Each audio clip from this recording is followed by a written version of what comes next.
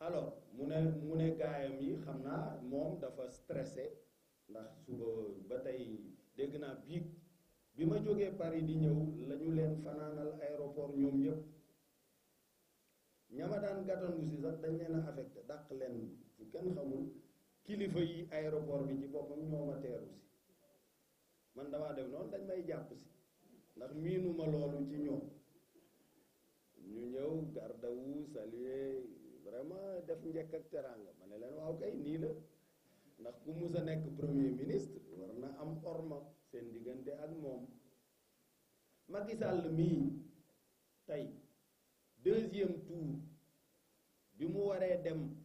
ak Ablaye Wade xam nga moom ab ragal la bi mu waree dem ak Ablaye Wade deuxième tour dafa tiit xam ni amul sécurité moom moo ñaan Ablaye Wade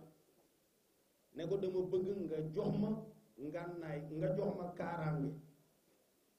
Ablaye Wade ci yéwénam moo ko jox 20 éléments 10 yu BIP nga xam ni c'est l'unité d'élite de la police ak 10 yu GIGN ñu ànd ak moom di ko aar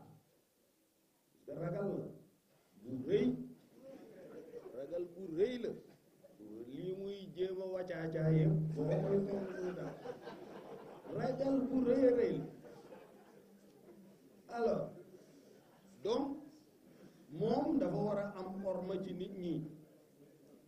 20 éléments wu BIP yooyu ak GIGN ñoo ko dar ba campagne bi jeex mais Ablaye Wade bu ko neexoon bañ loolu puisque Macky doonul woon dara candidat la woon rek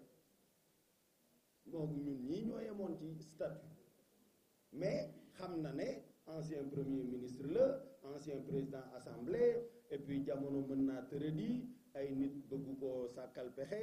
te loolu bu amee dana gàkkal deru Sénégal Ablaye Wade jox ko 10 BIP ak 10 GIGN GIGN mooy unité d'élite bu gendarmerie nationale BIP mooy unité d'élite bu police nationale